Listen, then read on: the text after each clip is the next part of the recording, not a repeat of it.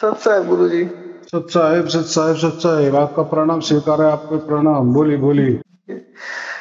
भगवान बात सब कुछ तो कंफर्म हो गया है और 7 साल की प्राप्ति भी हो गई है, 4 साल अरे से। वाह, बहुत अच्छे, शुभ आशीर्वाद। और आपके चरणों में दंडवत प्रणाम। आपका प्रणाम स्वीकार है। बोलिए बोलिए। हम वैसे तो बोलने के लिए कुछ है नहीं भगवान, बस मतलब ऐसे ही रोज आपके प्रवचन तो सुनते ही हैं। हाँ हाँ हाँ। और सुनने के अलावा बस ऐसे ही मन में एक ख्याल आ गया तो हमने उसमें व्हाट्सएप में मैसेज किए थे। बहुत अच्छे, बहुत अच्छे। बोली बोली। जो ख्याल होता है ना, वो आ गया ना, तो उसका निराकरण होना ही चाहिए। बराबर। जी जी। जितना मुझे से हो सके उतनी समझाने की मैं कोशिश करूंगा। उसमें क्या है, हमारा फर्ज है ना।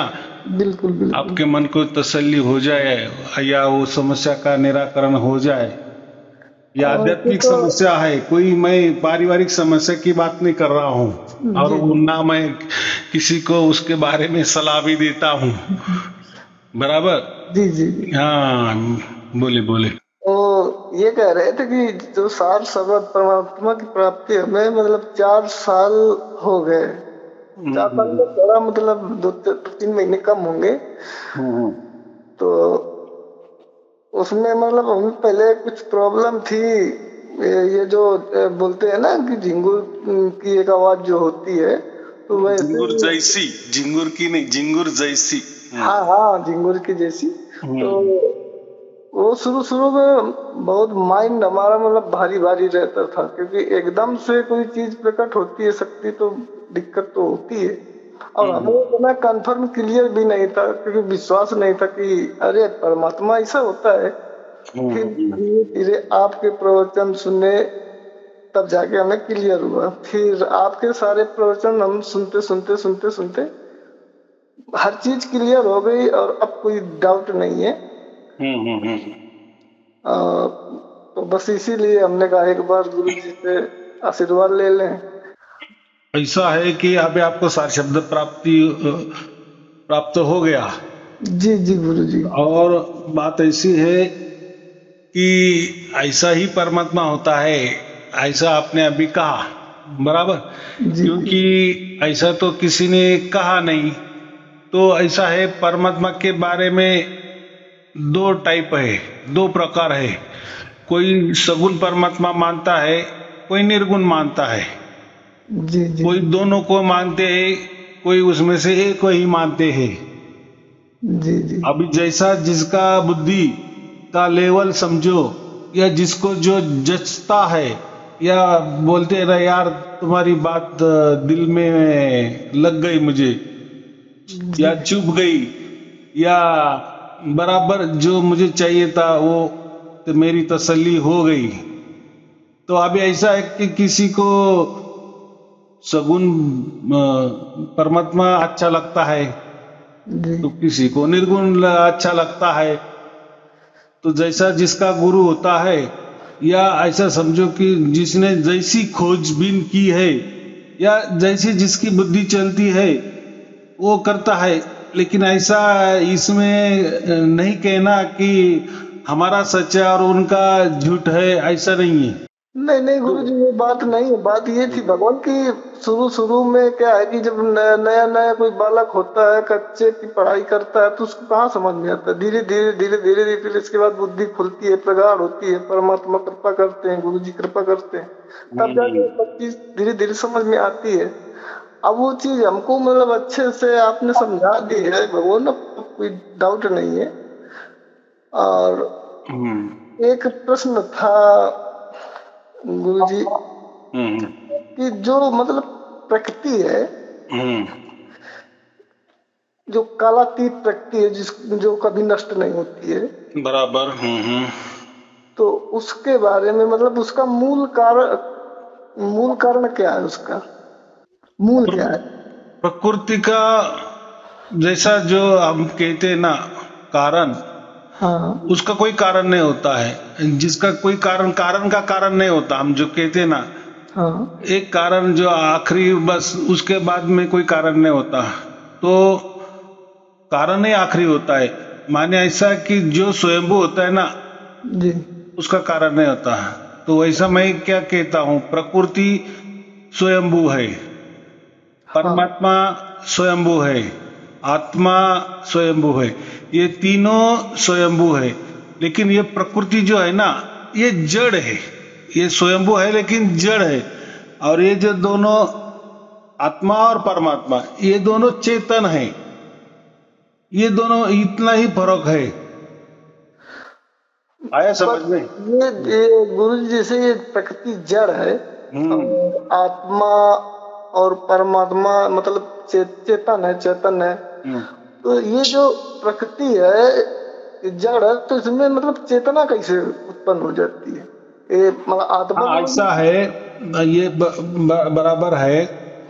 देखो, अभी आपका हमारा शरीर है ना, जी शरीर तो जड़ है ना, जी जी लेकिन ये जड़ के सहारे हमारा आत्मा काम कर लेता है। और सबसे महत्वपूर्ण बात, जड़ कभी चेतन नहीं बन सकता और चेतन कभी जड़ नहीं बन सकता। हाँ हम तो बदल नहीं सकता। फिर बदलता तो हमारा शरीर बदलता है, हमारा आत्मा नहीं बदलता।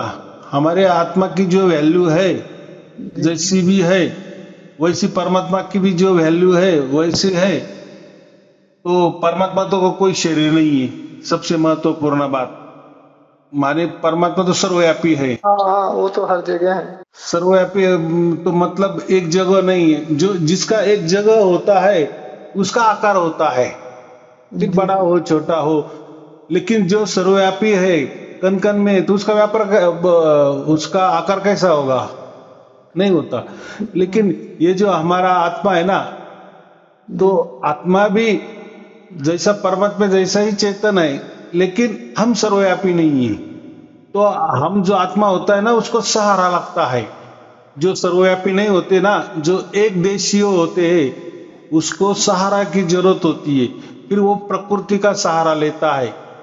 माने ये जैसी सृष्टि बन गई, प्रकृति में ये सृष्टि चलायमान हो गई, तो ये सृष्टि में रहने के लिए फिर आत्मा शरीर धारण करके आता है।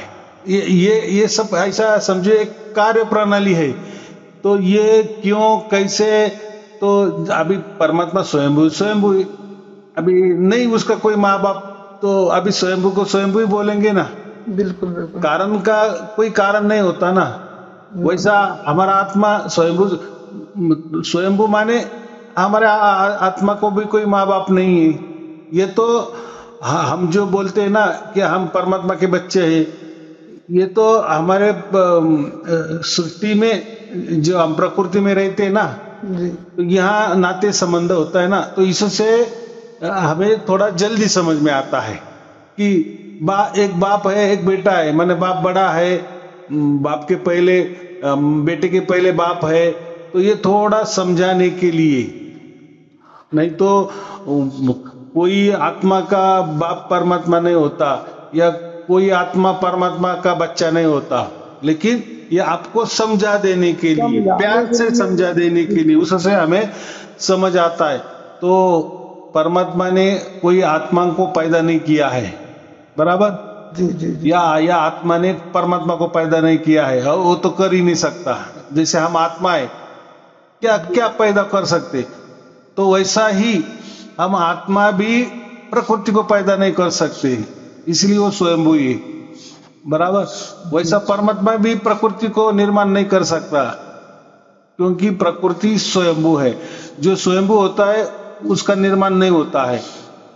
अभी बात ऐसी है कि प्रकृति में ये ब्रह्मांड बनता है, ये अनंत जो बड़ा ब्रह्मांड है ना, ये कहाँ बनता है? ये सृष्टि बनती है ना, ये कहाँ बनती है? तो ये प्रकृति में बनती है। क्यों क्यों? क्योंकि ये सृष्टि भी क्या है? जड़ है समझ में? हाँ, इसलिए जड़ में जड़ ही पैदा होगा ना। पैदा हुआ माने वो कोई सृष्टि पैदा भी होती है तो नाश भी होता है। माने नाश माने ऐसा कोई नाश जैसा हम कहते हैं ना, पूरे तरह से नष्ट नहीं हो जाता है। तो ये सृष्टि में बदलाव होता है। जैसा पानी है, पानी का रूपांतर बर्फ में हो गया, जी बर्फ का रूपांतर भाप में हो गया, समझो वापस भाप का पानी होता है। वैसा ये जो सृष्टि है ना, ये बनती बिगड़ती, लेकिन इसका जो बेस है ना, बेस ये प्रकृति है। जी तो प्रकृति में ये सृष्टि बनती बिगड़ती माने क्या होता है? तो बनती बिगड़ती माने तो फिर वो नष्ट हो गया ऐसा थोड़ी कहेंगे क्या? अगर नष्ट ही हो गई, पूरी तरह से जल के खाकी हो गई, समझो कागज है, कागज के टुकड़े को हमने आग लगा दी, तो कागज पूरी की पूरी तरह से भस्मसात हो गया ना। हाँ, वो तो वापस पूरी कागज तैयार होगा क्या? नहीं होगा, तो ये पूरा नष्ट हो गया। वैसे ये सृष्टि जो प्रकृति में बनती है बिगड़ती है, तो वो कोई पूरी तरह से नष्ट नहीं होती, जीरो नहीं हो जाती है। वो हमको ऐसा लगता है अगर अगर अगर वो नष्ट हो जाती तो वापस कैसी तैयार हो जाती? तो ऐसा है जैसे हम श्वास लेते हैं जी और छोड़ते भी है। अभी इसमें कौन सा सच्चा है? सांस लेना सच्ची बात है कि श्वास छोड़ना झूठी बात है? तो हम क्या कहेंगे उसमें? क्या है, दोनों बराबर है, बराबर एक दूसरे के ऊपर आधारित है, हाँ बराबर। वैसा ही हम क्या बोलते हैं कि जो दिन होता है और रात होती है, इसमें क्या रात सच्ची है, क्या दिन सच्चा है? तो हम क्या बोलते हैं, जब दिन होगा तभी रात होगी, जब रात होगी तो कभी ना कभी दिन होगा ही, दिन हुआ तो कभी ना कभी रात होगी। तो इसमें दोनों सच है कि नहीं? बिल्कुल बिल्कुल उसका तो ऐसा ही ये सृष्टि का है। तो सृष्टि भी कोई नष्ट नहीं होती, फॉर्म बदलता है, उसका फॉर्मेट बदल जाता है, उसमें बदलाव होता है, इसलिए सृष्टि माने संसार। तो ये जो पूरा प्रकृति का संसार है, तो ये बनता है बिगड़ता है, लेकिन प्रकृति वैसी की वैसी रहती। माने ऐसा समझो कि प्रकृति के अंदर ये गड़प हो जाता है ये सृष्टि, और ये कोई ऐसी पूरी की पूरी सृष्टि गड़प नहीं हो जाती, धीरे धीरे गड़प भी होती है, वापिस जलमती भी, वो चालू है। वो ऐसा समझो कि 200 अरब गैलेक्सी है ना, तो 200 अरब गैलेक्सी में कितने सूरज हो गए, कितने तारे हो गए, कितने ग्रह हो गए, कितने क्या हो गए, कितने ग्रह मालाएं हो गए। तो वो एक कट्टा कोई नाश नहीं होता या नष्ट नहीं होते। जैसे हम आदमी है तो कोई मरता है, तो किसी का जन्म हो रहा है, तो कोई की जिंदगानी चल रही है कि नहीं? एक प्रकृति बनती है तो दूसरी नष्ट होती है, बदलाव मतलब ऐसे नहीं कि सब आदमी मर गए 1 मिनट में और सब बाद में जन्म ले 1 मिनट में, ऐसा नहीं होता। तो जो है वो कभी मरते हैं, तो जन्म भी हो रहा है, मर भी रहे हैं, जिंदा भी रह रहे। तो ये जो प्रक्रिया है ना, वैसा सृष्टि का होता है। तो ऐसा एक कट्टा कोई सृष्टि जाए। अभी ऐसा है कि बहुत सारे धर्म ग्रंथों में सृष्टि माने ही पृथ्वी एक ही पकड़ा है। तो कैसा है, पहले के जमाने में इतने शोध बोध नहीं थे ना, तो ज्यादा से ज्यादा समझते थे ये पृथ्वी है ना, और ये सूरज है, सूरज का तो प्रकाश देना काम है, ये पृथ्वी है ना, इस पे प्रलय हो जाता है, यही सृष्टि होती है। माने एक ये पृथ्वी ही सृष्टि होती है, इसमें प्रलय आ जाता है, बस यही जीवन होता है, इसके बाद कोई जीवन नहीं है। और ये जो नवग्रह तो ये वो है, वो उनकी जगह है, उनसे कोई लेना देना नहीं। माने ऐसी सृष्टि की कल्पना। लेकिन मैं जो सृष्टि की बात कर रहा हूं, तो मेरा कहना वो होता है कि अनंत ब्रह्मांड म्हणजे एक से अनेक ब्रह्मांड नहीं, अनंत ब्रह्मांड माने इसका छोर नहीं लग सकता, इतना बड़ा है जी। उसका मतलब वो होता है। तो ये इतना बड़ा ब्रह्मांड है, तो इसमें ये हलचल हो ही जाती है। कोई सूर्य नया पैदा हुआ होगा, इसी सेकंड में करोड़ों सूर्य का जन्म हुआ होगा, दूसरे सेकंड में करोड़ों सूर्य का नष्ट हुआ होगा, या तीसरे सेकंड में करोड़ों सूर्य चल रहे होंगे, कोई जवान होंगे, कोई बूढ़े होते होंगे। तो ये जैसी प्रक्रिया आदमी की जैसी चल रही ना, ऐसे ही पूरे आदमी ऐसे समझो ये ग्रह गोल तारे है, और कैसे नष्ट हो रहे, तो सभी एक कट्टा नष्ट नहीं होते ना। तो वैसा ये पूरे ब्रह्मांड का कारभार चालू रहता है। और ये जो चलायमान करता है ना, ये परमात्मा चलायमान करता है उसको। उसका जो रख रखाव हम जो बोलते हैं ना नियम के आधारे, तो सभी जगह एक ही नियम है। पूरे ब्रह्मांड में कहीं भी गए तो पत्थर जो पृथ्वी पर मिलता है ना, तो ये वैसा ही पत्थर आपको पूरी ब्रह्मांड में वैसा कि वैसा मिलेगा। माने उसमें जो मूल्य होगा, जैसा भी ये पानी है, पानी का वैल्यू हम क्या बोलते हैं, H2O, हाइड्रोजन ऑक्साइड, तो H2O। तो अगर कई ब्रह्मांड में पानी होगा तो वहां ये ऐसा ही पानी होगा, H2 ही होगा। माने जहां H2O है वहां पानी है। तो ऐसा मुझे क्या कहना है कि ये जो बड़ा ब्रह्मांड है, अनंत ब्रह्मांड है, तो सब जो नियम है ना वो एक सरीके है। अभी समझो यहाँ की गुरुत्वाकर्षण, पृथ्वी पर गुरुत्वाकर्षण शक्ति जो है 9.81, ये जो है, तो दूसरे ग्रह में दूसरा गुरुत्वाकर्षण शक्ति रहेगा, लेकिन गुरुत्वाकर्षण शक्ति रहेगा ही, आंकड़ों में कुछ तो भी ऊपर नीचे रहेगा ही।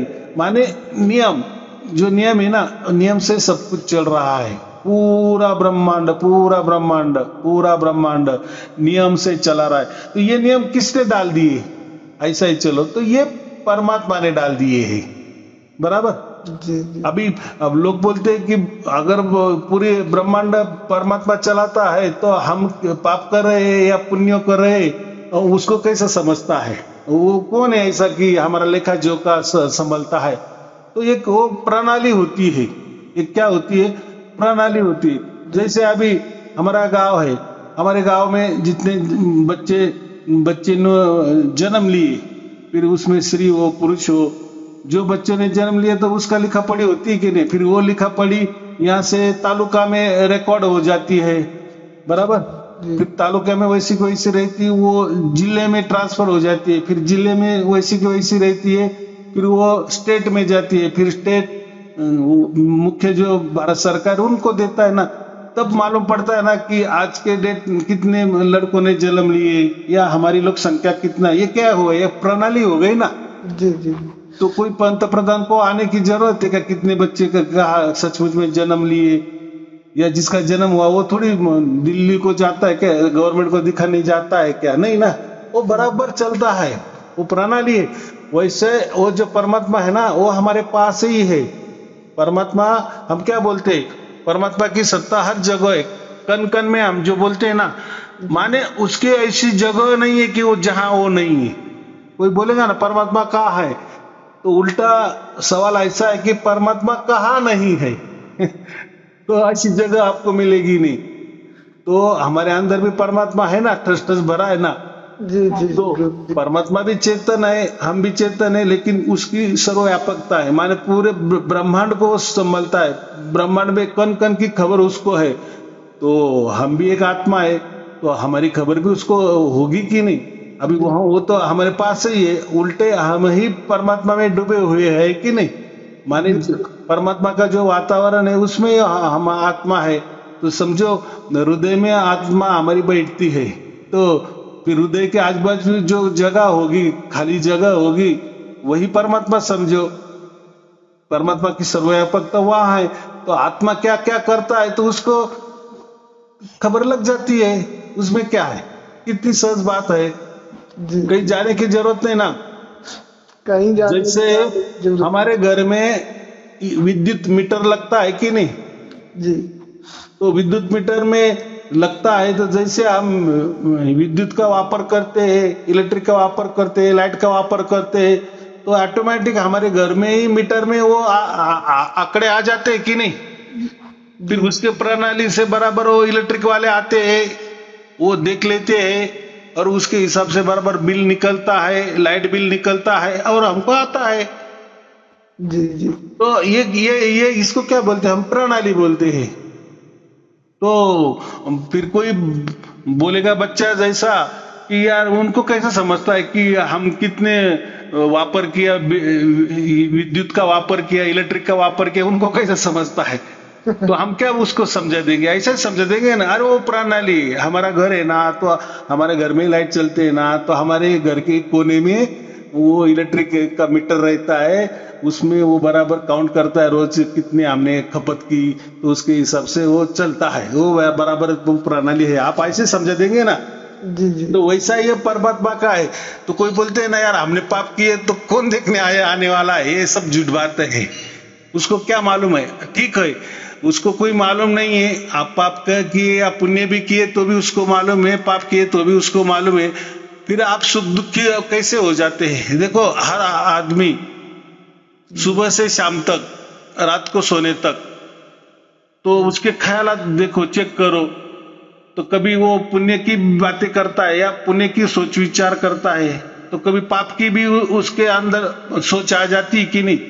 जी तो भी ऐसा समझो कि पाप पुण्य पाप पुण्य, तो कौन से सेकंड में पाप चलता है हमारे मन में, और किसी सेकंड में हमारा पुण्य का भी काम हो जाता है, यानी अच्छा भी विचार आता है, माने बुरे विचार अच्छे विचार का ये सब मिक्सिंग है, ये फरसान है। तो वैसा ही फिर हमारा दिन निकलता है, तो फिर हम दिन में कभी दुखी भी होते, तो कभी हमें सुख सुख भी महसूस कर लेते, तो ये ऐसा कैसा होता है? कई दिन हमारे अच्छे भी चलते, कई, तो ये सब मिक्सिंग में चलता है ना। तो फिर ये क्यों हम अगर बोले कि यार मेरा तो कोई लेना देना नहीं था, मैं रास्ते से चल रहा था और सामने वाला आया मुझे ठोक दिए, अरे ये क्या बात हो गई? मैंने तो सुबह से किसी को तो पाप भी नहीं किया था, कोई बुरा विचार भी नहीं लाया था, तो ये तो उसी टाइम का नहीं है ना। आप बराबर बोल रहे कि मैं सुबह से तो किसी की बुराई भी नहीं किया, तो मुझे दंड क्यों मिल गया? तो ये तो आज का नहीं ना, तो कभी न कभी कुछ तो भी हुआ होगा ना, तो ऐसा वो काउंट होता है, क्या बोलते हैं हम, काउंट होता है, पाप पुण्य काउंट होता है, और फिर वो उसकी प्रणाली जैसी होगी उस हिसाब से वो चलता है, तो उसको कोई हम रोक नहीं सकते, टोक नहीं सकते, तो चल रहा है। इसलिए हमारा हर दिन के कोई घंटे या कोई मिनट हम सुखी होते दुखी होते, तो ये सब मिक्सिंग में चलता है, ऐसी ये प्रणाली है। तो ये प्रणाली कौन करता है? तो ये परमात्मा करता है, परमात्मा की सत्ता है ना, क्योंकि वही कण कण में है, तो उसको सब कुछ खबर हो, उसको ही रहेगी ना, दूसरा कोई किसको रहेगी? प्रकृति को तो नहीं रहेगी ना। आपने जो मुझे सवाल किया, प्रकृति जड़ है, जैसा ये मेरा शरीर है ना, आपका शरीर है ना, तो आप क्या बोल रहे हैं, क्या चल रहे, उस शरीर से कोई लेना देना है क्या? या जो आप आपकी आंखें देख रही है, तो आपकी आंखें का आप उपयोग कर रहे हैं, उसको क्या लेना देना है कि आप अच्छा देख रहे हैं या बुरे देख रहे हैं? बराबर। या उसको सामने कोई बुरा भी आ जाता है तो देखना ही पड़ता है, अच्छा भी आ जाता है देखना ही पड़ता है, तो वो उसका काम कर रहा है, बराबर। तो फिर अब अंदर चेतना है, हमारा आत्मा है, तो इसलिए वो देख रही ना। अगर अंदर चेतना ही नहीं है, हमारा आत्मा ही नहीं है, तो आग भी होके देखेगी क्या? नहीं देखेगी ना। हाँ जी। कितनी सहज बात है। तो ऐसा है, तो आग क्या है? जड़ है, जड़वत है, इसमें कोई प्राण नहीं होता, बराबर जी। लेकिन हमारे अंदर जो चेतना है वो ही चलाती है, वो ऐसे उसका वो इंस्ट्रूमेंट है, उसका वो कैमरा है, हमारा आत्मा का वो आंख ये कैमरा है, कान ये हमारा सुनने वाला यंत्र है, समझो, उससे हमारी आत्मा सुनती है, ऐसा समझो, बराबर। तो वैसा ये जो प्रकृति है ना, तो ये जड़ है, इसको आप क्या कर रहे हो क्या नहीं, वो कोई दंडित नहीं करती आपको, बराबर। वो तो काउंट उधर होता है। बोलो। यही प्रश्न मतलब कह रहे हैं कि जैसे बोलते हैं, भागवत करते हैं लोग, गुरु लोग तो बोलते हैं कि अरे ये पाप है, ये पुण्य है, पर ये अगर जैसे परमात्मा की शरण में हम पहुंच गए और उस दृष्टि से हम देख रहे हैं, तो फिर तो वहाँ न तो पाप है न तो पुण्य है, ये कैसा मतलब सिस्टम? और यहाँ मतलब ऐसा बोलते हैं कि नहीं पाप है पुण्य है। तो मैं वही कहा ना कि वो जो सामने जो हो गया, हम अभी सुख में है, तो इसके पीछे भी कुछ तो भी कारण होगा। ऐसा नहीं कि सुबह वाला कारण, मैंने सुबह थोड़ा पुण्य का काम किया और अभी दोपहर को मुझे सुख मिल रहा है, उसकी वजह से मिल रहा है, ऐसा नहीं है। तो वो ऐसा है कि समझो एक गणित है एक प्रकार का, कि जो हम पाप पुण्य करते हैं, तो एक जगह उसका काउंटिंग होती है, तो और एक बात है ऐसा, लोग क्या बोलते हैं कि जैसा वजह बेरीज होती है ना, जैसा माइनस होता है प्लस होता है, वैसा नहीं होता कि हमारा, तो आपने समझो 10 पाप किए ना, तो 10 का भुगतान आपको कभी ना कभी करना ही पड़ेगा। उसके उपरांत आपने 20 पुण्य के काम किए ना, तो उसका 20 का 20 आपको भुगतान करना ही पड़ेगा।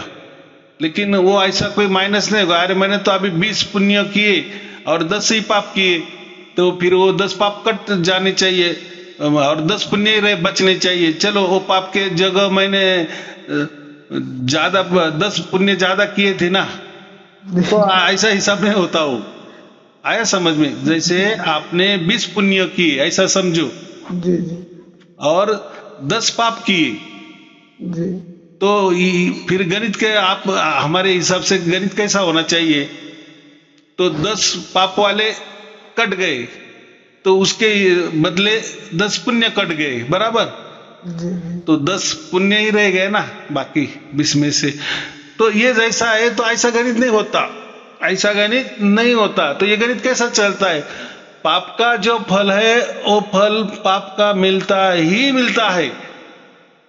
चाहे आपने हजारों पाप किए तो उसके हजारों दंड मिलेगी, आपने हजारों पुण्य का काम किए तो उसका हजारों आपको पुण्य के मिलेगा। लेकिन ये एक दूसरे से कोई मैच नहीं होगा। ऐसा माने ऐसा है कि पाप का भी नाश नहीं होता और हमारा पुण्य का भी कभी नाश नहीं होता, या उसका कोई बदला चुका जा नहीं सकता है। चलो भाई आपने ले पाप, मैंने पाप की, अभी मैं ऐसा पुण्य करते जाऊंगा, ऐसा पुण्य करते जाऊंगा कि ताकि मेरे जो पिछले पाप है सब कुछ नष्ट हो जाएंगे। नहीं, ये गणित यहाँ नहीं चलता, ये जो परमात्मा के यहाँ वो गणित नहीं चलता। ये मतलब ये सारा कुछ जो भी है यही प्रकृति का है और यही प्रकृति में ही चलता है। वहाँ परमात्मा के यहाँ ये सब कुछ तो ही नहीं है, अभी वहाँ देखो तो आनंद ही आनंद है। ऐसा है कि जैसा मैंने कुछ गुनाह कर दिए, मेरे गांव में कर दिए, जी जी किसी का खून कर दिए एक आदमी ने, समझो जी एक गांव में एक किसी आदमी ने खून कर दिए, लेकिन जो सजा है वो तो पूरे भारत में जो सजा चलती है खून के बदले फांसी, तो वो फांसी लगनी ही लगनी है ना। आप बोलेंगे यार वो सुप्रीम कोर्ट कैसे तय करेगा, वो तो दिल्ली में बैठता है, या कानून जो है वो दिल्ली में सब कुछ चलता है, या कानून संविधान तो दिल्ली में ही चलता है। तो मैंने तो मेरे गांव में ये किया, तो उनको क्या समझता है? ऐसा नहीं, वो एक प्रणाली है, ये एक प्रणाली है। तो ये जैसा सिस्टम है वैसा ही ये भी एक सिस्टम है। तो परमात्मा कोई आपको देखने को नहीं आता। मैं क्या बोल रहा हूं, माने कुछ ये हो गया तो कोई कोर्ट आपको बोलेगा नहीं, अरे ये तूने गड़बड़ कर दिया, ये ऐसा खून नहीं करना था। आपको कोई रोक टोक नहीं होगी, आप किसे खून भी कर दो कोई रोक टोक नहीं होगी। लेकिन जब पकड़े जाएंगे तो उसका हिसाब बराबर उसी हिसाब से होगा, तो उसके आड़ आपको कोर्ट भी नहीं आएगा या कोई नहीं आएगा, जो सजा है वो सजा मिलेगी। या कोई काम भी किए तो पंतप्रधान दिल्ली से उठ के आपके पास नहीं आएगा जो अच्छा काम किए तो एक प्रणाली है। आपको जो मेडल मिलना है वो मिलेगा, अच्छा काम किए तो आपको समझो राष्ट्रपति मेडल मिलना है, तो फिर आप वहां गए राष्ट्रपति के पास तो आपको मेडल मिल जाएगा। तो राष्ट्रपति थोड़ी देखने आया था कि इन्होंने क्या काम किए, तो वो प्रणाली से उनको पता चलता है कि नहीं ये इन्होंने अच्छा काम किए, इनको मेडल देना चाहिए। ऐसा नीचे से ही सब कुछ तय होता है ना, तब जाके सिर्फ राष्ट्रपति दे देते। तो अभी राष्ट्रपति क्या मानो इन्हें क्या किया, क्या किया होगा, उसमें वो क्यों जाएंगे? वैसा नीचे से आया, ऊपर से वो साइन कर देते।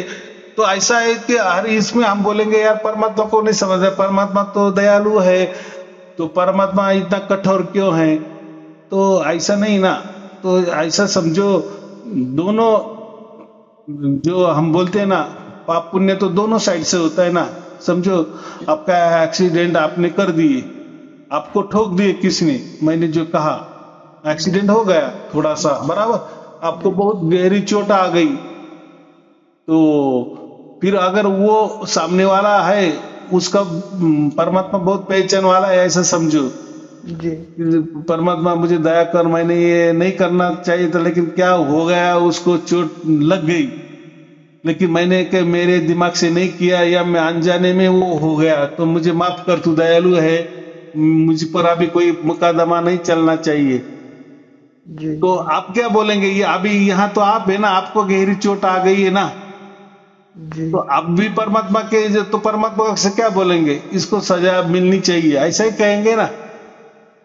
और वो क्या कह रहा है? परमात्मा दयालु है, परमात्मा मुझे माफ कर, उसके बुद्धि में भेजे में ऐसा डाल दे कि इसको कोई कार्रवाई नहीं करे, तो ऐसा चलेगा क्या? माने आपके जगह, वो उसके जगह, उसका मन ऐसा है कि इसने मुझे कोई सजा नहीं देनी चाहिए, और आपका मन ऐसा है कि नहीं, उसको ये सजा मिलनी चाहिए, उसने ये गलत काम किया है जो नहीं करना चाहिए था। तो बात ऐसी है, तो यहाँ फिर परमात्मा किसकी बाजू लेगा? इसकी लेगा क्या उसकी लेगा? तो वो किसी की बाजू नहीं, तो वो तो इसीलिए परमात्मा न्यायकारी है। क्या कहते हैं परमात्मा को? वो न्यायकारी है। यहाँ अभी न्याय ही चलेगा, यहाँ कोई दयालु की बात नहीं होगी। जहां दयालु की बात होती है वहां होगी, बराबर। जी जी वो फिर वहां पाया परमात्मा दयालु, उसका जो स्वरूप है वो दिखाएगा।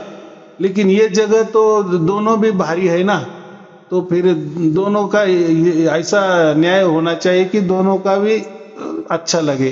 तो ये बात होती है, तो कैसा है, थोड़ा थोड़ा समझ के लेना, लेकिन ऐसा कभी नहीं कहना कि बस अभी परमात्मा मुझे मिल गया, हम कैसे भी अभी रहे, परमात्मा सब कुछ माफ कर देगा, ऐसा नहीं होता, बराबर। जी जी। बोलो। और गुरु जी बस एक बात और थी कि जैसे कि हम आत्मा हैं और परमात्मा को पाने के लिए तो सभी लोग प्रयास करते हैं, पर जैसे आपकी कृपा से परमात्मा हमें मिले हैं, उसी हिसाब से जैसे हम अनुभव करते हैं कि नहीं, आठों पैर 24 घंटा मतलब हम परमात्मा की शरण में हैं। और जब हम देखते हैं तो मतलब कि सब में वही एक ही भाव दिखता है, कुछ अलग नहीं दिखता है। जैसा हमको अनुभूति होती तो मतलब ऐसा लगता है कि सब में वही वही है, दूसरा कुछ है ही नहीं। हाँ, तो ऐसा है ना, आपने परमात्मा को प्राप्त किया है, और परमात्मा सर्वव्यापक है, माने सब में रमा हुआ है। और फिर अभी आपका विश्वास हो गया ना कि मेरे अंदर ही परमात्मा था। ये जो संत लोग कहते हैं ना कि यहाँ वहां कोई जाओ मत, तुम्हारे अंदर ही परमात्मा है, अंदर ही परमात्मा है, तुम्हारे पास ही परमात्मा है, तो उसमें बहुत लोगों का कंफ्यूजन हो जाता है। सारे सभी ग्रंथ कहते कि बस हमारे अंदर ही परमात्मा है, हमारे अंदर ही परमात्मा है, लेकिन वो संत ये समझाने देते कि आपके अंदर आपका आत्मा भी है और आपके अंदर आपका परमात्मा भी है। तो यहाँ क्या होता है, गड़बड़ हो जाता है। सुनने वाला सुन लेता है, तालियां बजाने वाले सब तालियां भी बजा देते, वाह वाह गुरुजी ने क्या बात की, अरे कहीं यहाँ वहां जाने की जरूरत नहीं है, हमारे अंदर ही परमात्मा होता है। अरे परमात्मा होता है, फिर हम कहाँ होते हैं? लेकिन उस जगह वो संतों ने ये भी कहना चाहिए कि आप तो आपके अंदर है ही, आप आत्मा हो तो आप आपके अंदर है ही, लेकिन आपके पास परमात्मा भी है। ये वहां वो दो नहीं करते। सभी संत समझो, किसी के भी प्रवचन आप सुनो, धर्म के सुनो, पंथों के सुने, कोई साधु सन्यासी के समझो, कोई गुरुआ लोगों के समझो, सब बोलेंगे अरे कहीं जाना नहीं, कहीं आना नहीं, आपके अंदर ही परमात्मा है, भगवान बैठा हुआ है, ईश्वर बैठा हुआ है, बस यही कह देते। तो लोग क्या समझ लेते हैं, ईश्वर बैठे हुए होते हैं माने मैं ईश्वर ही हूं, ऐसा उसका अर्थ होता है ना। लेकिन जब अगर वो बता देते कि भाई तू अलग है और ईश्वर अलग है, तू अलग है, भगवान तुम्हारा अलग है, तू अलग है, परमात्मा अलग है, तो हम जो भी कह रहे हैं ना कि सबके अंदर परमात्मा है, या भगवान सबके अंदर होते हैं, या ईश्वर हमारे अंदर ही होते हैं, हमारे हृदय में होते हैं, तो इसका साफ मतलब ऐसा होता है कि हम तो हमारे अंदर है ही, लेकिन साथ में परमात्मा भी हमारे अंदर है, माने भगवान भी हमारे अंदर है, ईश्वर भी हमारे अंदर है, माने यहाँ दो हो गए कि नहीं, बेल हो गए कि नहीं। लेकिन क्या होता है, अल्प बुद्धि वाला क्या समझेगा, सोचेगा। अभी यहाँ दो बातें हैं, अल्प बुद्धि वाले धर्म भी है, अल्प बुद्धि वाले गुरुआ लोग तो है ही, अल्प बुद्धि वाले सब लोग है, क्योंकि उनको सीख ऐसी मिली है। लेकिन उन्होंने कभी अपने गुरु को ये नहीं पूछा कि आप बोल रहे हैं या धर्म भी बोल रहे हैं, सब बोल रहे हैं कि हमारे अंदर ही परमात्मा है, हमारे अंदर ही भगवान है, हमारे अंदर ही ईश्वर है। लेकिन फिर हम ही ईश्वर है, इसका मतलब ऐसा ही हो गया ना, हम ही ईश्वर है, हम ही परमात्मा है, हम ही भगवान है, ऐसा होता है ना उसका अर्थ। जी जी जी, ये तो मैंने आप भी समझा दिया आपको जी कि आत्मा अलग होता है, परमात्मा अलग होता है, तो आप तो आपके अंदर है ही। जी, लेकिन ये जो लोग कहते हैं ना कि परमात्मा भी सबके अंदर है, माने कन कन में है, जरे जरे में है, उसका मतलब तो हमारे अंदर बाहर भी परमात्मा है, तो जी, हमारे आत्मा के आजू बाजू भी परमात्मा है। कितनी सहज बात है। लेकिन ये ना धर्म को मालूम है, ना गुरु लोगों को मालूम। वो तो क्या बोलता है, मेरे गुरु ने जैसा बताया वैसा मैं बोल रहा हूँ, जैसे धर्म ग्रंथ ने बोल दिए मैं वैसा बोल रहा हूँ। इसके लेकिन लिए गुरु भगवान जो कबीर जी थे, कबीर साहब थे, गुरु नानक साहब थे, इन्होंने सीधे सीधे कहा है कि मतलब जैसे परमात्मा की अनुभूति होती है तो वो जब सब में समदृष्टि देखने लगता है तो फिर आप ही आप हो जाता है, फिर उसका मतलब मैं मिट जाता है और मैं रह ही नहीं जाता, आप ही आप हो जाते हो। तो जब सम दिखता है तो फिर मैं की कोई जगह नहीं है और आपे में आप समा गया, सम हर जगह वही वही है। हाँ, अभी परमात्मा ही बराबर आपने बराबर सवाल किया, ये ऐसा बराबर लिखा है और वो भी बराबर लिखा है और कुछ उसमें गलत नहीं है। उन्होंने बराबर अपने नाम भी लिया, कबीर साहब का नाम लिया, गुरु नानक देव जी का भी नाम लिया, तो जी उन्होंने यही कहा था। लेकिन समझने वाले क्या समझते हैं, आपे में आप समझना माने क्या है, यह आत्मा ही परमात्मा है, ऐसा लोग समझ ले रहे हैं उसका मतलब। जी तो आपे में आपका मतलब क्या है कि जैसा तू चेतन है, माने हमारा आत्मा जैसा चेतन है वैसा परमात्मा भी चेतन है, जी तो दोनों का डीएनए क्या होगा, एक ही हो गए ना, एक ही बिरादरी के हो गए ना। जी देखो अभी मेरा समझो एक रिलेशन वाला अडानी है, ये जो है ना करोड़पति अडानी, जो हम कहते हैं एक नंबर वाला अमीर आदमी है, जी बराबर, वो मेरा रिश्तेदार है, जी वो मेरा रिश्तेदार है। वो तो पूरा भारत देश खरीदी कर सकता है, उसके पास उतनी संपत्ति है, जी जी लेकिन मेरा रिलेशन वाला है, लेकिन मैं तो बहुत गरीब हूं, जी लेकिन मेरा जात वाला है, ऐसा समझो। तो हम दोनों बराबर हो गए क्या, सिर्फ हमारी जाति एक है, हमारा रिलेशन एक है, लेकिन हम दोनों अलग अलग ही है, आया समझ में। वैसा हमारा आत्मा चेतन है, परमात्मा भी चेतन है। तो ये संबंध में अभी समझ में आ गया कि आत्मा को कि मैं परमात्मा जो होता है वो मेरा सगा है, संबंधी है, बराबर। लेकिन परमात्मा सर्वव्यापक है, परमात्मा पूरे ब्रह्मांड संभालता है, चलाता है। मैं आत्मा संभालता हूं क्या, ब्रह्मांड क्या, मैं तो कुछ संभालता नहीं, बस मैं मेरा शरीर ही संभालता हूं। कितनी सहज बात है, बिल्कुल सही है। लेकिन रिलेशन हमारा एक है, तो आपे में आप समाना, यहाँ दो आप आ गए हैं। तो ऐसा किसी संत ने कहा कि आप ही वो हो, एक ही आप लगाने का ना, फिर दो दो लगाने की कोई जरूरत ही नहीं ना, फिर परमात्मा की बात नहीं करना, आप आत्मा ही हो और वो कोई परमात्मा नहीं होता, बस आपे में आप, माने आप ही सब कुछ हो, माने आप ही ब्रह्मांड चलाने वाले हो, आप ही आपका शरीर चलाने वाले हो, यहाँ ऐसा कोई नहीं यहाँ कहता। यहाँ भगवान फिर अहम पैदा होता है। अगर आपने को आप समझ लिया तो उसमें अहम हो गया, और यदि परमात्मा की नजर से देखते हैं, जैसे अनुभूति है, परमात्मा ये सब देख रहा है, सब कुछ कर रहा है, तो उस आप में समाना है। फिर ये जो आप मतलब मैं वाला काम खत्म हो जाएगा।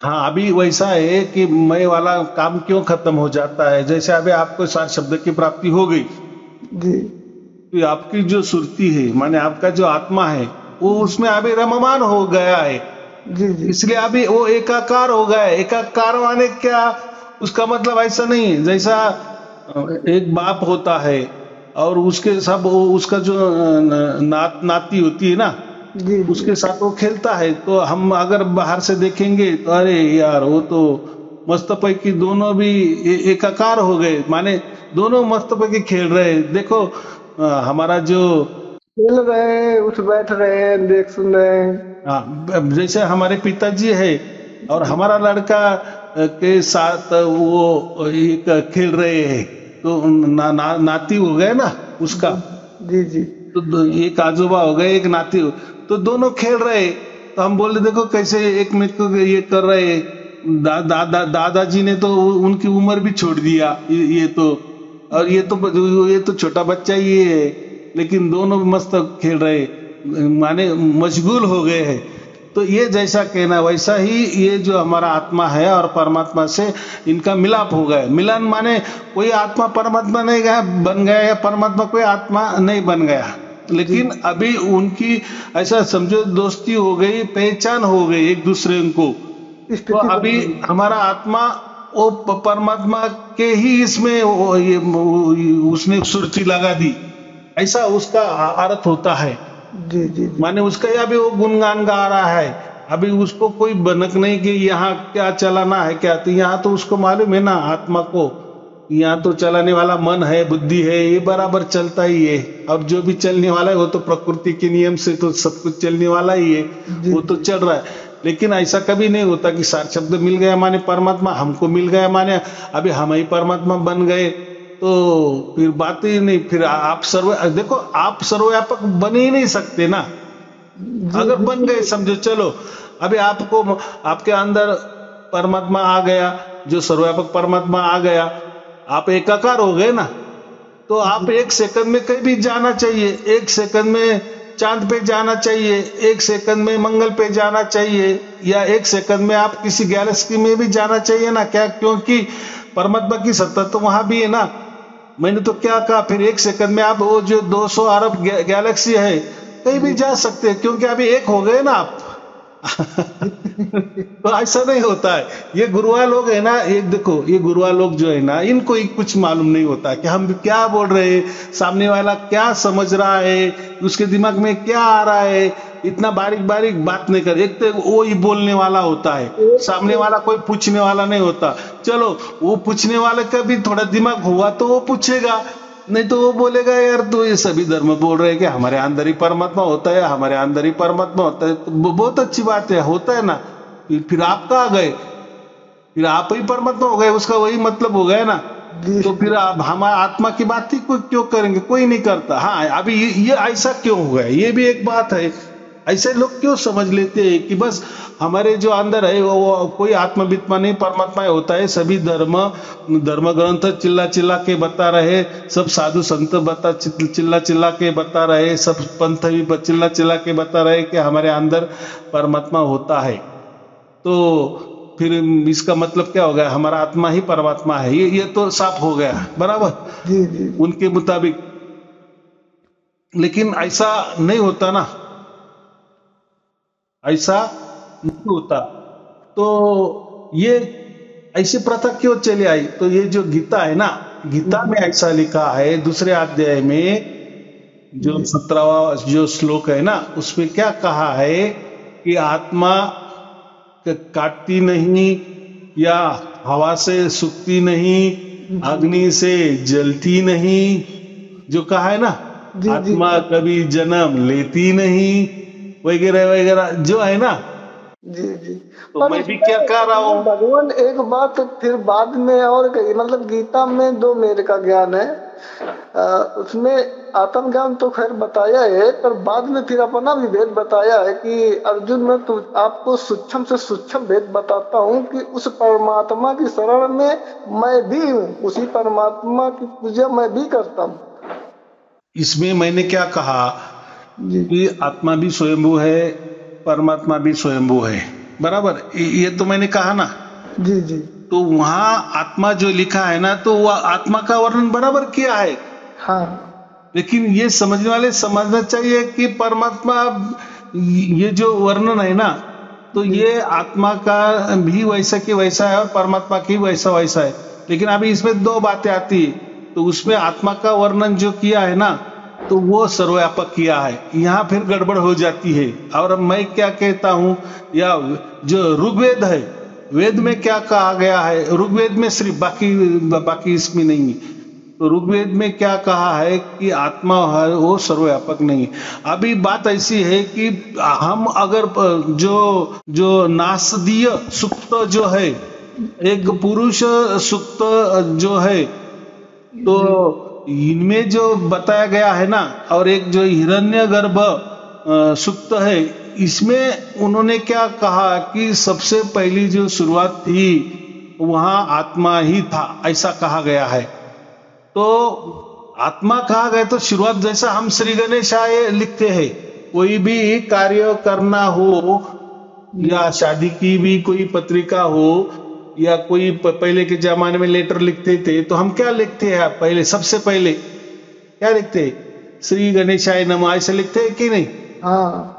ओम फिर श्री गणेशाय फिर नमः। ऐसा उसका मतलब ये है कि सब गणेश ही सब कुछ है। हम भी गणेश है, पूरा सृष्टि गणेश है, पूरा ब्रह्मांड गणेश है, परमात्मा ही गणेश है, आत्मा भी गणेश है, सब कुछ एक ही गणेश है, ऐसा उसका मतलब होता है क्या, नहीं होता है भगवान ना। बात ये है ना कि ये जो कुछ सब कुछ जो बताया हुआ है, तो ये क्या है, बिल्कुल सब कुछ साकार रूप में, जैसे मनुष्य है, आदमी है, हम है, तो मतलब इस रूप में सब लोग देखे, मतलब उस वो रूप जो अनुभूति होती है, वो परमात्मा और आत्मा का ये लोग नहीं समझते हैं। तो बराबर है। तो कैसा है, जैसी शुरुआत जो बताए ना, तो उन्होंने परमात्मा आत्मा से की है। तो आत्मा और परमात्मा दोनों जो शब्द है ना, वो सरीके है, आत्मा और परमात्मा। लेकिन जब स्टार्ट की ना कथा कहानी समझाने के लिए, जी तो वो आत्मा से शुरू की है, इसलिए सबसे पहले आत्मा था, ऐसा कहा गया है। लेकिन जैसे बाद में फिर प्रकृति का वर्णन आता है, फिर परमात्मा का वर्णन आता है, तो बाद में सब समझता है कि ये जो पहला उन्होंने आत्मा कहा ना, वही परमात्मा हो जाता है। बाद में फिर आत्मा का वर्णन आया है, फिर सृष्टि का वर्णन आया है। वो लिखने की एक पद्धति है, एक पद्धति है। अभी चलो, अभी आप गीता पे आ जाओ। अभी आपने क्या कहा, गीता में क्या कहा कृष्ण जी ने, कि मेरे और तुम्हारे बहुत सारे जन्म हो गए। तो इसका मतलब साफ है कि श्री कृष्ण जी कोई परमात्मा नहीं थे, माने दोनों समान थे ना। जी जी चलो वो भी जाने दो। बाद में क्या कहा कि मैं ये वृक्ष में, वो जो सबसे अच्छा वृक्ष उसमें मैं हूँ, नागों में सबसे अच्छा जो नाग है उसमें मैं हूँ, फूलों में सबसे अच्छा जो फूल है उसमें मैं हूँ। फिर उन्होंने वो प्रकृति भी आ गए।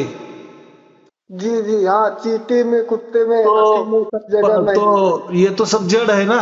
जी जी ये जो फूल वगैरह है, जो भी उन्होंने कुछ कुछ बताया है, पर्वत में मैं ये हूँ, नदी में मैं वो हूँ, वेदों में मैं ये हूँ, माने सबसे जो अच्छा वाला है वो मैं हूँ।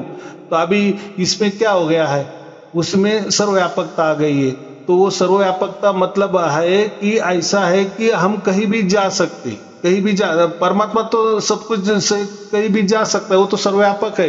परमात्मा तक का अभी तो बात ही मत करो, क्योंकि परमात्मा सर्वव्यापक बोले तो उसकी सब सत्ता है, वो कहीं भी जा सकता है एक सेकंड में, क्योंकि वो उसका कार्य प्रणाली चल रहा है। हम अभी आत्मा की बात कर रहे हैं, तो आत्मा भी सर्वव्यापक बोला है, तो उसका मतलब क्या है कि आत्मा भी प्रकृति में कहीं भी जा सकता है ना। प्रकृति में आत्मा नहीं है ऐसी जगह बताओ मुझे। कोई भी जंगल में जाओ तो आपको वहां कीड़े मकोड़े चींटी दिखेगी ना, कहीं भी जाओ आप। नहीं, वो उसके रूप में तो कई वायरस के रूप में होगा, होगा कि नहीं, कोई बैक्टीरिया का रूप में आत्मा होगी कि नहीं। जी माने आप पूरे ब्रह्मांड में कहीं भी गए तो आत्मा कहीं ना कहीं आपको नजर आएगी। जैसा परमात्मा सर्वव्यापक है वैसा आत्मा भी सर्वव्यापक नहीं है, लेकिन सर्व जगह भी रह सकता है। अगर अगर अगर आत्मा सर्वव्यापक सर्व जगह नहीं जा सकती तो फिर मोक्ष किस लिए हम ले रहे? फिर मुक्त क्यों होना है हमें? फिर मोक्ष का मतलब क्या है? मोक्ष का मतलब यही है। ये जो श्रृंखला चल रही ना 84 लाख योनि वाली हमारी, जो प्रकृति में हम सृष्टि में ही रहेंगे, तो इसके बदले हमें परमात्मा के यहाँ जाना है। परमात्मा की जो जगह है, जहाँ आनंद की जगह है, वहां हमें जाना है। तो वो हमें फैसिलिटी मिलती है। दूसरी फैसिलिटी ये मिलती है कि जो परमात्मा की सत्ता तो पूरे ब्रह्मांड के ऊपर है कि नहीं, क्योंकि वो पूरा ब्रह्मांड चलाता है, तो वो कण कण में है, तो माने पूरे ब्रह्मांड में है। तो हम भी अगर मुक्त हो गए, हमें मोक्ष मिल गया, अगर हमारे मन में है तो हम भी पूरे ब्रह्मांड में कहीं भी जा सकते हैं। तो इसका मतलब यही है कि आत्मा कहीं भी जा सकता है अगर उसके मन में है तो। लेकिन सर्व और परमात्मा का सर्वव्यापक का मतलब अलग है, और आत्मा का सर्वव्यापक मानना अलग बात है। माने आत्मा सब जगह जा सकती है, रह सकती है, ये उसका मतलब है। बोलो। इसमें मतलब कि भ्रम, थोड़ा भ्रम हो गया है कि उसमें जैसे कहा है गीता में कि चींटी ने दी है, कुत्ते ने दी हो, मतलब हर जगह मैं ही हूँ। तो आत्मा मतलब कि जो ब्रह्म है तो वो अपने आप को दर्शाया है, और अंत में फिर उसको उजागर करके फिर बताया भी है कि अर्जुन अब से गोपनीय मैं ज्ञान आपको बता रहा हूँ, इससे पहले मैंने कभी किसी को नहीं बताया। तो अर्जुन जी ने पूछा है कि भगवान वो कौन सा अति गोपनीय ज्ञान है, कृपा करें। तो फिर उन्होंने बताया कि अगर तुझको परम शांति प्राप्त करनी है तो उस परम परमेश्वर की शरण में जा, जिसके शरण में मैं हूँ उसी के शरण में मैं भी हूँ। वो है सर्व व्यापक। माने अभी आपके ही कहने से उसका मतलब यही होता है ना कि मैं कोई परमात्मा नहीं हूँ, मैं भी किसी के शरण में हूँ जी। यही उसका मतलब है। माने मेरा कोई ठिकाना है, मेरा गोलोक है, गोधाम है, जी जी जी जी, मेरा भी कोई अलग ठिकाना है। माने ऐसा को पूरा ब्रह्मांड तो उन्होंने नहीं कहा ना उसी इसमें कि मैं पूरा ब्रह्मांड मेरा ही है या मैं ही चलाता हूँ, ये कोई बात नहीं की। उल्टा उसने कहा, ये कहा कि ब्रह्मांड में ये जो सर्वश्रेष्ठ है उसमें मैं हूँ, ये जो अच्छी बात है उसमें मैं हूँ, यही बातें की ना। जी जी जी। लेकिन पूरा ब्रह्मांड ही मैं हूँ ऐसा नहीं कहा। नहीं, ऐसा नहीं कहा। तो ये अभी समझने की बात है। और उसका मतलब क्या होता है कि श्री कृष्ण जी कोई परमात्मा नहीं थे, हमारे जैसे ही वो भी एक आत्मा थे, लेकिन महान थे। महान किसको कहते हैं? महान किसको कहते हैं? जिसको ज्यादा जानकारी होती है, तत्व की जानकारी होती है। इसलिए उन्होंने क्या कहा कि तू तत्वदर्शी के पास जा, तुझे सब कुछ वो बताएंगे।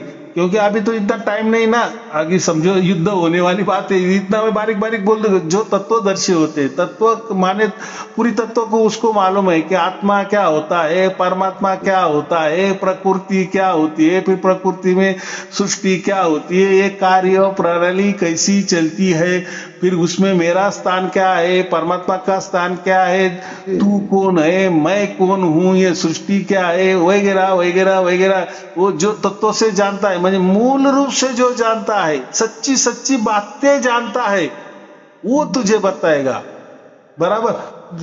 उसके शरण में तू गया तो माने उसके शरण में जा, तो माने वो देखो अभी जैसा कोई तत्वदर्शी है, वो कोई बोलेगा फिर मैं तत्वदर्शी हूँ, या अभी मैं सभी बारीक बारीक जानकारी देता हूं, मैं एक तत्वदर्शी हो गया, तो मैं तो कोई परमात्मा नहीं ना, मैं तो जानकारी दे रहा हूं। तो तत्वदर्शी का मतलब क्या होता है? कोई परमात्मा नहीं होता, कोई संत नहीं होता, उसका मतलब जानकारी वाला, बारीक जानकारी उसको मालूम आती, इसका उसका मतलब ये ले लो, ज्ञानी। जी जी। या उसको हम संत भी कहते हैं कि उसको सब कुछ वो मालूम होता है। ऐसा असल में कृष्ण जी संत ही थे। उनको हाँ बना दिए, परमात्मा की श्रेणी में रख दिए, पर उनका जो ज्ञान था, पर ये है कि वो परमात्मा को जानने वाले थे।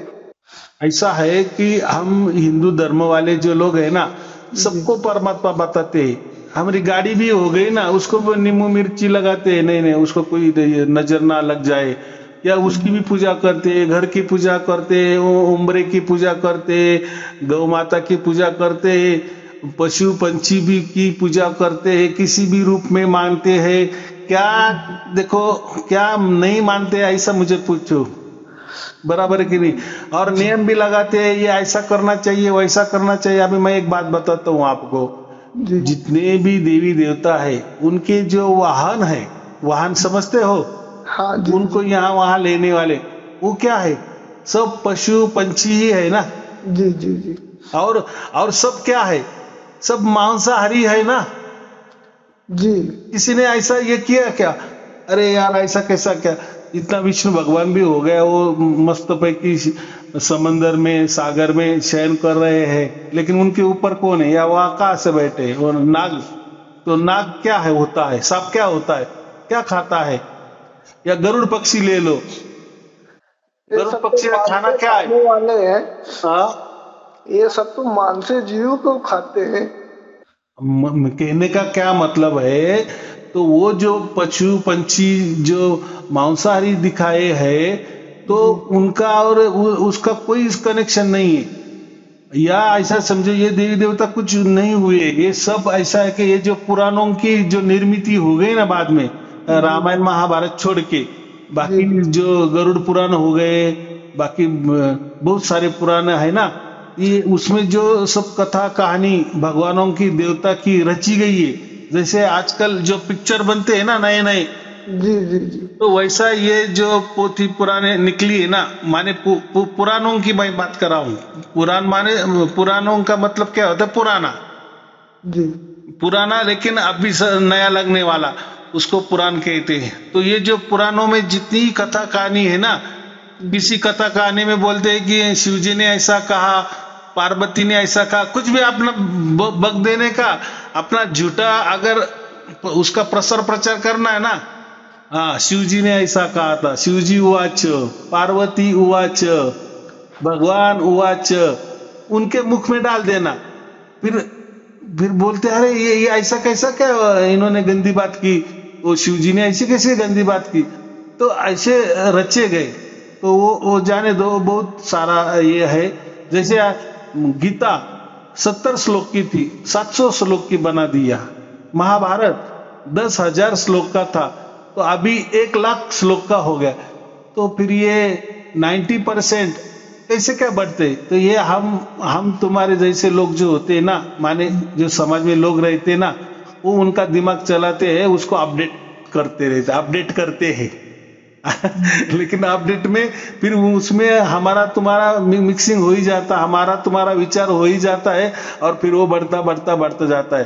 तो सब कुछ मिलावट जो बोलते हैं ना, तो सब कुछ मिलावट हो गया। तो हमें इतना ही समझना है कि परमात्मा, आत्मा और प्रकृति, ये तीनों ही स्वयंभू है, यही सत्य है। बाकी जो भी कुछ होता है सब कथा कहानी है, इसमें कोई राम नहीं है, बराबर। और हमारा कर्तव्य क्या है, यही समझना है, यही सोचना है कि क्या क्या गड़बड़ी है, फिर हम कैसे जाए। हमारा मनुष्य जन्म का यही मकसद होता है कि मोक्ष पाना, बाकी कुछ मकसद नहीं होता, बराबर। अगर नहीं मोक्ष मिला तो हमको 84 लाख योनि तो है ही, वो तो डिफॉल्ट है, वो डिफॉल्ट है। लेकिन इसमें ही एक ऐसा है कि मनुष्य जीवन में ही बुद्धि हमारी विशाल हो सकती है, उतना हम विवेकी बन सकते हैं, और उसमें मोक्ष पा सकते हैं। मोक्ष पाना माने क्या हो, ये जो हम आत्मा है, ये जो हमारी आत्मा की एक देशीय सत्ता है, तो बस परमात्मा की सर्वव्यापक सत्ता में संचार करना। और परमात्मा की सर्वव्यापक जो सत्ता है, तो वो आनंद वाली है, बराबर। अभी हम एक जगह अटके हुए हैं समझो, इसलिए इसमें हमको सब दुख है, बाकी जगह कोई दुख नहीं है। लेकिन लेके कौन जाएगा हमें, वो उसके सत्ता में कौन लेके जाएगा? तो जिसकी सत्ता है वही लेके जाएगा ना। ये भी सत्ता परमात्मा की है, लेकिन किसी तो भी कर्म से हम यहाँ पड़े हैं। और अभी हमको यही आधार है, ये मनुष्य जन्म का ही आधार है, या एक क्या बोलता है, इसमें चांस है हमें कि हम मोक्ष पा सकते हैं। मोक्ष पाना माने कि बस अभी ये झंझट से हमें उठाओ और हमें आपके सत्ता में लेके जाओ, माने आपकी जहां भी आनंद की सत्ता है, जहां आनंद ही आनंद है, आनंद ही आनंद है, तो वहां लेके जाओ बस। और फिर वो कैसा लेके जाता है, जब हमारा एक तो विचार हो जाता है तब, और दूसरी बात जब हम पूरे संपूर्ण ज्ञानी बन जाते हैं, सब हमें प्रणाली समझ में आ जाती है तब, माने परमात्मा ही सोचता है कि मैं इसको मेरे आनंद के सत्ता में लेके जाऊं या आनंद के वातावरण में लेके जाऊं, तो इसके लायक भी ये आत्मा होनी चाहिए ना। बिल्कुल। अगर उसकी बुद्धि नहीं है उतनी, अगर उसकी बुद्धि किसी हाड़मास के गुरु में अटकी हुई है, किसी शब्दों में या मंत्र तंत्र में अटकी हुई है, कुछ भी दिमाग में विचार लाता है, कुछ भी अच्छा बोलता है, कोई किसी को झूठ भी बोल देता है, या कैसे भी कर्म करता है, उसको उतनी समझ ही नहीं है कि दुख क्या होता है, सुख क्या होता है, मैं कौन हूं, दूसरा कौन है। इसकी जब तक देखो परमात्मा तो हमको चिपका हुआ है ना, माने ऐसा समझो कि उसकी प्रणाली, माने उसके प्रणाली ऐसी है कि हम जो भी कुछ कर रहे हैं उसको सब समझता है, वो जहां भी बैठा हुआ है उसके प्रणाली से। जैसे आज की भी प्रणाली है ना, जैसे आप बोल रहे हो, तो ये भी किसी को समझो किसी ने तय किया कि शेलर जी किसको क्या क्या बोलते हैं, या आपको किसी ने ट्रैप लगाया, तो ये सब कुछ समझ सकता है ना। तो वैसा परमात्मा की प्राणी उसको सब कुछ समझता है। जब हमारा बुद्धि विशाल हो जाता है या विवेक जग जाता है, तो परमात्मा को सबसे पहले समझता है, वो हमें वो मुक्त कर देता है। बस ये महत्वपूर्ण है। बोलो।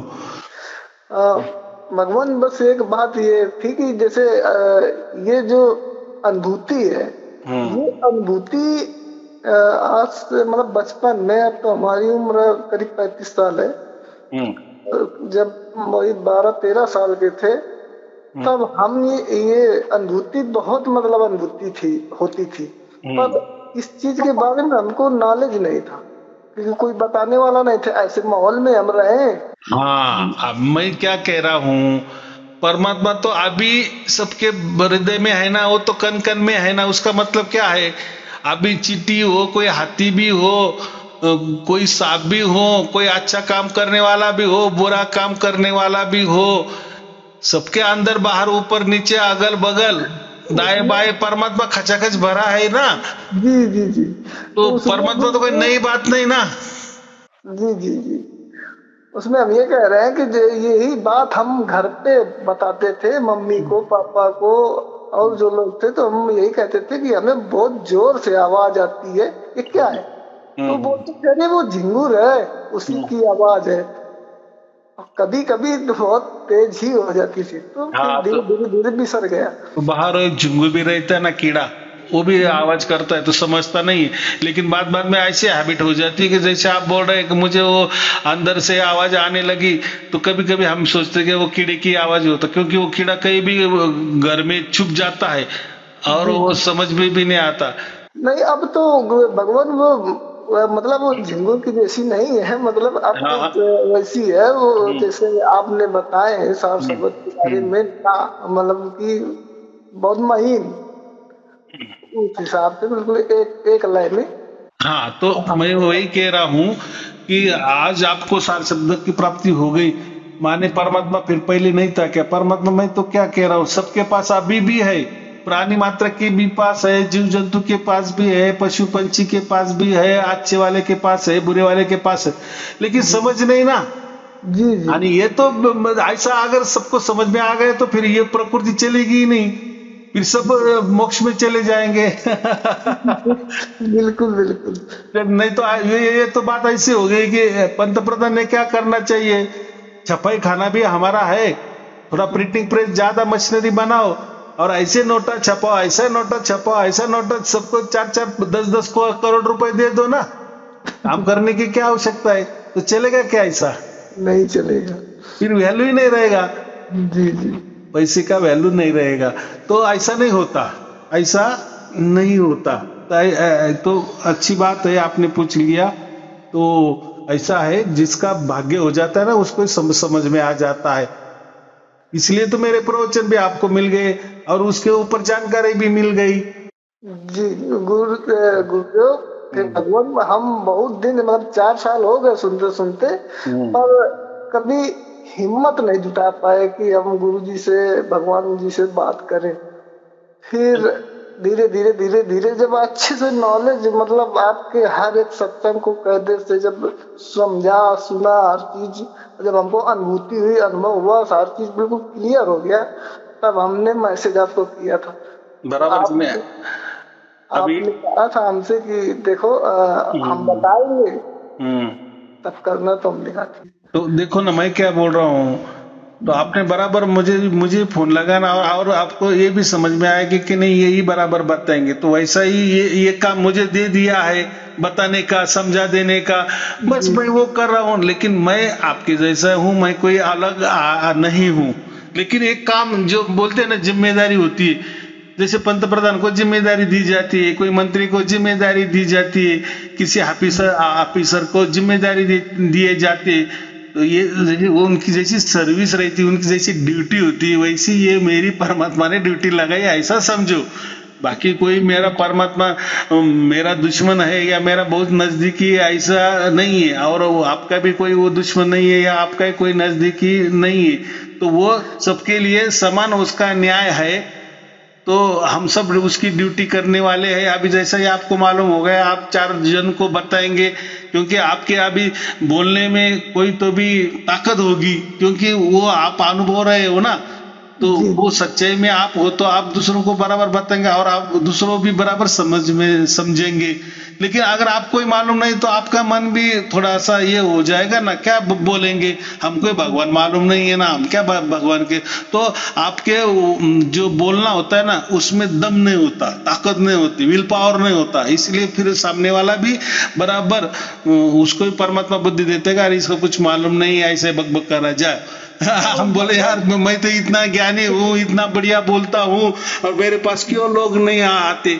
तो इसका मतलब ऐसा नहीं होता। ज्ञान है, बहुत अच्छी बात है, लेकिन ज्ञान के ये दूसरी बाजू भी है ना, तो प्रैक्टिकल भी आना चाहिए ना। जी ये महत्वपूर्ण है। खैर गुरु जी, भगवान आपकी कृपा से हमारी वाइफ है, तो उनको भी सर्वत प्राप्त हो गई है। बहुत अच्छे, बहुत अच्छे, शुभ आशीर्वाद जी। चलो ठीक है, आपको और आपके परिवार के लिए शुभ आशीर्वाद, मंगल आशीर्वाद, सत साहेब, आपके चरणों में दंडवत प्रणाम।